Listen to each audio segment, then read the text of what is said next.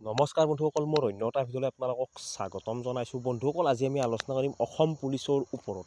আৰু আজি আমি আলোচনা কৰা টপিকটো হৈছে নতুন ভেকেঞ্চিৰ ওপৰত। যিহেতু অসম পুলিচত দুটা বিভাগত নতুনকৈ ভেকেঞ্চি আহিবলৈ গৈ আছে, প্ৰায় 5,000 প্লাছ। কি ভেকেঞ্চি মই আপোনালোকক গোটেইখিনি কথা এই ভিডিঅ'টোৰ মাধ্যমেৰে জনাবলৈ চেষ্টা কৰিম। কেতিয়া আহিব মই সেইটো আপোনালোকক জনাবলৈ চেষ্টা কৰিম। যদি মোৰ চেনেলটোত প্ৰথমবাৰ কাৰণে ভিজিট কৰিছে তেতিয়াহ'লে মোৰ চেনেলটো ছাবস্ক্ৰাইব কৰক আৰু কাষত থকা বেল আইকনটো প্ৰেছ কৰক, যাতে আপোনালোকে মই দিয়া ভিডিঅ'বিলাক পাই থাকিবলৈ সক্ষম হয়। চাওক বন্ধুসকল, যিহেতু আপোনালোকে ইতিমধ্যে ফিজিকেলৰ কাৰণে অনুশীলন কৰি আছে অসমৰ প্ৰায় সকলো ল'ৰা ছোৱালী। যিহেতু আমাৰ ফিজিকেল হ'বলৈ বাকী আছে আৰু সেই ফিজিকেলটো হ'ব জুন জুলাই মাহত। যিহেতু CM ছাৰে ইতিমধ্যে কৈ থৈ দিছে যে জুলাই মাহত গোটেইখিনি প্ৰচেছ চেক কৰিম বুলি তেওঁ নিজে জনাইছে। এতিয়া নতুন ভেকেঞ্চি দুটাৰ ওপৰত আহিছোঁ। প্ৰথম ভেকেঞ্চিটোৰ বিষয়ে মই আপোনালোকক জনাওঁ। আজিৰ পৰা প্ৰায় 3 দিন আগতে অসম পুলিচৰ পৰা এটা টুইট কৰা হৈছিল যে ডিপাৰ্টমেণ্টলি ভেকেঞ্চিৰ কাৰণে ডিপাৰ্টমেণ্টলি এক্সামৰ কাৰণে তেওঁলোকে ডেট ঘোষণা কৰিছে। এতিয়া ডিপাৰ্টমেণ্টলি এক্সাম পাতিলে আমাৰ কি লাভ হ'ব?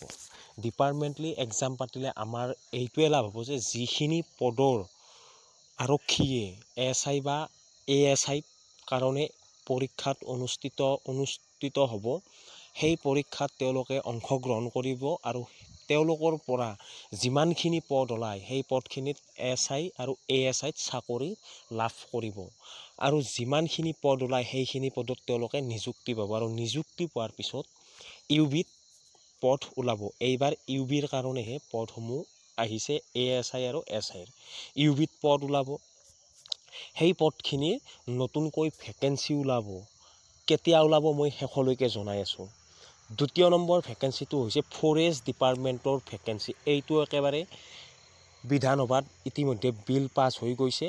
প্ৰায় 2,000 প্লাছ ভেকেঞ্চিৰ আপোনালোকৰ আহিবলৈ গৈ আছে। যিহেতু অজন্তা নেওগ ডাঙৰাণী বাইদেৱে এইটো কথা নিজে উল্লেখ কৰিছে আৰু তেওঁৰ আপোনালোকে গমে পাইছে বাজেট অধিৱেশনত এইটো কথা উল্লেখ কৰা হৈছে যে 2,000 প্লাছ ভেকেঞ্চি ফৰেষ্ট ডিপাৰ্টমেণ্টতো আপোনালোকৰ আহিবলৈ গৈ আছে। এই হিচাপত আপোনালোকৰ দুটা বেলেগ বেলেগ ডিপাৰ্টমেণ্টত ভেকেঞ্চি আহিবলৈ গৈছে 2024 চনত। এতিয়া 2024 চনত আপোনালোকৰ কোনটো মাহত অহাৰ সম্ভাৱনা যথেষ্টখিনি আছে? চাওক, 2024 চনৰ আপোনালোকৰ ছেপ্টেম্বৰ বা অক্টোবৰ মাহত এই দুটা ভেকেঞ্চি অহাৰ সম্পূৰ্ণ সম্ভাৱনা আছে। কাৰণ ফৰেষ্ট ডিপাৰ্টমেণ্টৰ ভেকেঞ্চিটোৰ বিষয়ে এটা কথা উল্লেখ কৰিছিল যে 2024 চনতে কমপ্লিট কৰা কথা কৈছে 2,000 প্লাছ ভেকেঞ্চিত।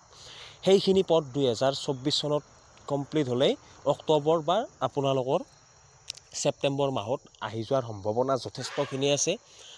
আৰু আপোনালোকৰ ডিপাৰ্টমেণ্টলি এক্সামৰ পদখিনি অহাৰ 100% সম্ভাৱনা হৈ গৈছে ইতিমধ্যে। এই কাৰণেই কৈছোঁ ডিপাৰ্টমেণ্টৰ পদখিনি আহিব, কাৰণ আপোনালোকে এতিয়া যিসমূহ পদৰ কাৰণে ফিজিকেল আপোনালোকে ৰানিং অনুশীলন, লং জাম্প অনুশীলন কৰিছে, এই পদসমূহ ক'ৰ পৰা আহিছে? এই পদসমূহ আহিছে আজিৰ পৰা প্ৰায় 6 মাহ 7 মাহ আগতে ডিপাৰ্টমেণ্টলি এক্সাম অনুষ্ঠিত হৈছিল আৰু তাৰ AB UBৰ পদসমূহৰ পৰা যাই SI আৰু ASI হৈছিল আৰু সেই পদখিনিৰে বৰ্তমান নিযুক্তি প্ৰক্ৰিয়া চলি আছে। আপোনালোকে যিটো আপোনালোকে ফিজিকেল দিবলৈ যাব সেই পদসমূহৰে ফিজিকেল দিব যাব। সেই হিচাপতে মই কৈছোঁ যে ডিপাৰ্টমেণ্টলি পদো আহিব। পদৰ কাৰণে আপোনালোকে গমে পাইছে যে ডিপাৰ্টমেণ্টলি পদৰ কাৰণে যদি এক্সাম হয় সেই পদখিনি আহি যায়, লগতে ফৰেষ্ট ডিপাৰ্টমেণ্টৰো পদখিনি আহি যাব।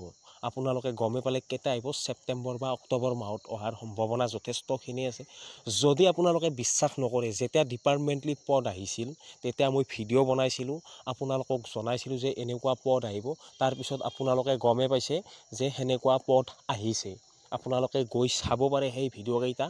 মই আজিও কৈছোঁ আপোনালোকৰ এইকেইটা পদ অহাৰ 100% সম্ভাৱনা আছে। ডিপাৰ্টমেণ্টলিৰ কথাটো কৈছোঁ আৰু ফৰেষ্ট ডিপাৰ্টমেণ্টৰ পদসমূহ অহাৰ 100%টো বাদে দিয়ক, আহিবই বুলি ধৰক, কাৰণ বিধানসভাত বিল পাছ হৈ গৈছে ইতিমধ্যে। আপোনালোকে গমে পাইছে। আজিৰ ভিডিঅ'টোত এইখিনি আছিল। আজিলৈ আহিছোঁ। জয় হিন্দ, জয়